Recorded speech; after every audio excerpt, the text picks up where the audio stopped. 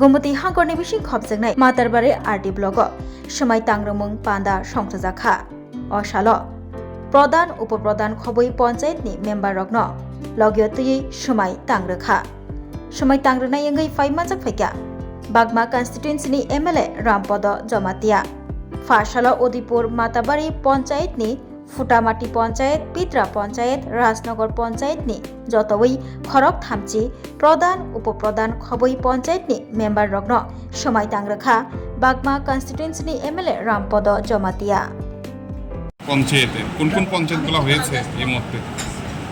আজকে আমার এলাকার ১৪টি পঞ্চায়েতের মধ্যে আগে 11টি হয়ে গিয়েছিল, 2টি যে কোনো কারণে এটা ডিলে হয়েছিল। তো এটাও আজকে সম্পন্ন হয়েছে। আজকে যারা শপথ গ্রহণ করেছেন আছে রাজনগর, পিঁপড়া এবং ফুটামাটি।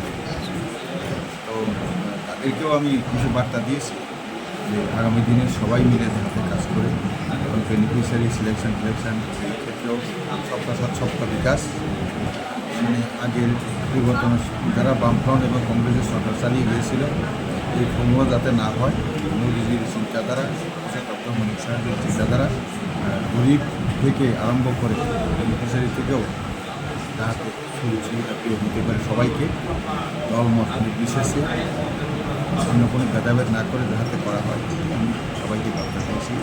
এর সাথে সর্বশেষ হিসেবে বার্তা দিয়েছি যে সবাই